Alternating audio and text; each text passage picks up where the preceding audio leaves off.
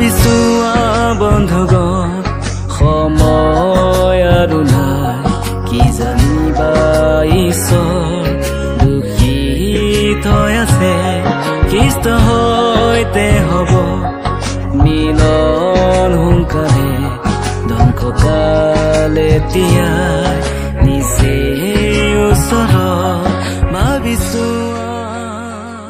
মহান ত্ৰাণকৰ্তা প্ৰভু যীশু খ্ৰীষ্টৰ মধুৰ নামত আপোনাক অভিনন্দন।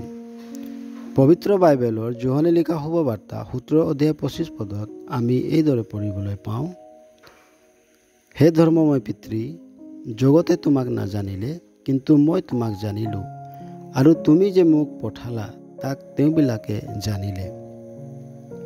ঈশ্বৰক কোনেও দেখা নাই। পাপৰ কাৰণে ঈশ্বৰৰ আৰু মানুহৰ মাজত এক বিশাল পাৰ্থক্যতা আছে। মানুহৰ বাবে ঈশ্বৰৰ দ্বাৰাই নিযুক্তি কৰা দণ্ড হৈছে অনন্তকলীয়া নৰক, আৰু এই দণ্ডৰ পৰা বচাবলৈ প্ৰভু যীশুৱে মানৱ ৰূপ ধাৰণ কৰিলে। অনুগ্ৰহ আৰু সত্যতাৰে পৰিপূৰ্ণ হৈ মানুহৰ মাজত বসতি কৰিলে।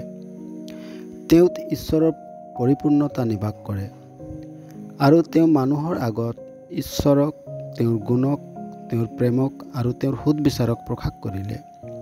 তেওঁ নিৰ্দোষ আৰু নিষ্কলংক হৈও মানুহৰ পাপৰ বোজাক তুলি লৈ ক্ৰুচত বলিদান হ'ল। তেওঁ মৃত্যুবৰণ কৰিলে আৰু তৃতীয় দিনা মৃত্যুবিলাকৰ মাজৰ পৰা জি উঠিল। জগতে তেওঁক নাজানিলে, কিন্তু যিকোনোৱে প্ৰভু যীশুক বিশ্বাস কৰি তেওঁক নিজৰ হৃদয়ত প্ৰভু ও মুক্তিদাতা ৰূপে গ্ৰহণ কৰে, তেন্তে তেওঁ পৰিত্ৰাণ পায় আৰু তেওঁ জানিব পাৰে আৰু তেওঁৰ মহিমাকো দেখা পায়।